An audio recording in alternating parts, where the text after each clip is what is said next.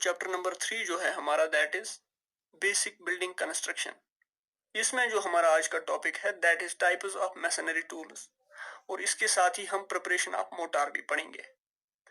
Tool जो होता है इट इज एन इम्प्लीमेंट, या हम एक डिवाइस कह सकते हैं जो एक पर्सन यूज करता है, हाथ में लेता है to carry out a particular function. अब जो मैसनरी टूल्स में है हमारा पहला टूल है दैट इज ट्रॉवल, जो एक मैसन यूज करता है टू पिक अप मोटार।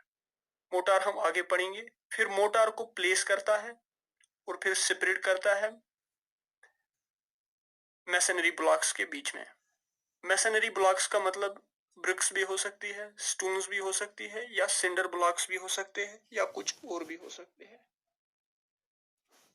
अब इसमें इंपॉर्टेंट है कि साइज देखना है हमें। ट्रॉवल का साइज क्या होता है, कौन सा साइज प्रेफर किया जाता है। अगर हम मैक्सिमम साइज की बात करें ट्रॉवल का, मैक्सिमम लेंथ जो होती है that is equal to 11 inch. Maximum width की बात अगर करें that is equal to 8 inch. Maximum की बात कर रहा हूं मैं। अब ये देखना है कि प्रेफर कौन सा ट्रॉवल एक जो है मैसन करता है, that is short and wide. यानी कि मैसन जो प्रेफर करता है ट्रॉवल वो शॉर्ट एंड वाइड होना चाहिए। इसलिए शॉर्ट एंड वाइड जब यहां पे हैंडल किया जाएगा तब जो डिस्टेंस रहेगा हैंडल और जहां पे ये वेट रहेगा, यानी कि मोटार का वेट जो लिया जाएगा इस पे, उसके बीच में डिस्टेंस मिनिमम होनी चाहिए। जब डिस्टेंस मिनिमम होगी, जो ये वेट यहाँ पे लग रहा होगा और जहां पे हैंडल किया होगा, तो जो स्ट्रेस लगेगा रिस्ट पे मैसन की वो काफी कम लगेगा। फॉर एग्जाम्पल, अगर हमारे पास एक कैंटिलीवर बीम है, डिजाइन कंडीशंस के हिसाब से ये सेफ होता है जब तक ये डिजाइन कंडीशंस के अंदर रहता है। अगर इसमें डिजाइन कंडीशंस में थोड़ा चेंज लाया जाए, अगर हम इसकी लेंथ बढ़ाएंगे या वेट बढ़ाएंगे आगे, इट मींस कि वेट जब बढ़ता जाएगा आगे, तो ये पोर्शन जो है यहाँ पे फिक्स्ड जॉइंट ये सेफ नहीं रहेगा। यहाँ पे स्ट्रेस बढ़ता जाएगा एंड इट विल फेल। इसी तरह से जो है यहाँ पे ये एग्जांपल है। अब एक और जो है masonry tool that is chisel.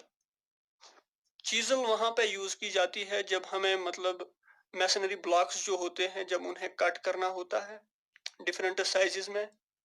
कोई शॉर्ट साइज का ब्लॉक कहीं पे चाहिए होता है किसी वॉल में, वहां पे हम जो कट करते हैं वो चीजल की मदद से करते हैं। अब चीजल में ये देखना है कि इसकी विड्थ कितनी होती है। ये जो होती है इस पोर्शन की विड्थ देखनी होती है हमें। मैक्सिमम मैं रेंज बता दूं विड्थ का, दैट इज 2.5 to 4.5 इंच, यानी कि 2.5 इंच से 4.5 इंच तक की विड्थ रहती है इस पोर्शन में। यह है चीजल। अब जो हमारा एक और टूल है इसमें that is masonry hammer. Hammer देखो, मैसनरी हैमर कैसा होता है, ये इसका हैंडल है। फिर ये देखो ये वाला फेस जो होता है एक साइड का, ये स्क्वायर शेप का रहता है लाइक दिस। यानी कि जब हमें मैसनरी ब्लॉक्स को ब्रेक करना होता है, यानी कि अगर हमें बड़े ब्लॉक को छोटे पीसेस में ब्रेक करना है तो इस साइड से हम स्ट्राइक कर देंगे उस ब्लॉक पे, इसलिए ये वाला साइड। दूसरा साइड जो आप इसमें देख रहे हो, ये तीखा वाला साइड, शार्प एज जिसको हम बोलते हैं, ये वहां पे यूज होता है जहां हमें मैसनरी ब्लॉक्स की शेप चेंज करनी होती है, यानी कि कट करना होता है लेकिन डिफरेंट शेप्स देनी होती है। उसके हिसाब से जो है ये तीखा वाला साइड यूज होता है। या मैं कहूं जब हमें हार्ड ब्रिक्स को स्प्लिट करना होता है तब इस तीखे वाले साइड से कर लेते हैं। अब एक और टॉपिक इसमें जो है हमारा that is preparation of motor. अब पहले एक चीज सुनो, मोटार और कंक्रीट जो होता है इसमें कंफ्यूज नहीं होना, दोनों चीजें जो है डिफरेंट होती है। पहले कंक्रीट सुनो। कंक्रीट में जो इंग्रेडिएंट्स यूज होते हैं दैट इज कोरस एग्रीगेट, यानी कि बाजरी जिसे कहते हो आप, फाइन एग्रीगेट सैंड जिसे कहते हो, और बाइंडिंग मटेरियल में सीमेंट का यूज होता है, या कोई और भी केमिकल्स बहुत सारे यूज होते हैं जैसे कि लाइम। हम यहाँ पे सीमेंट की बात करेंगे। ये इंग्रेडिएंट्स होते हैं कंक्रीट के। कंक्रीट मास स्ट्रक्चर बनाने के काम में लिया जाता है। जैसे कि हमें कोई बीम बनाना होगा, कॉलम बनाना होगा, या कोई भी रेनफोर्स्ड स्ट्रक्चर और भी, या प्लेन सीमेंट कंक्रीट की जो भी चीजें बनानी होंगी, जैसे स्लैब हम डालते हैं, इन चीजों में जो है कंक्रीट का यूज होता है, यानी कि मास स्ट्रक्चर जितने भी होंगे वहां पे कंक्रीट का यूज होगा। दूसरा जो होता है मोटार, जो हमें यहाँ पे पढ़ना है, मोटार के इंग्रेडिएंट्स जो होते हैं दैट इज फाइन एग्रीगेट यानी कि सैंड, और सीमेंट बाइंडिंग मटेरियल के तौर पे यूज होता है। अब जो ये वाला पेस्ट बनता है that is known as mortar, cement mortar. अब जो इसमें एक टर्म होती है वर्केबल पेस्ट।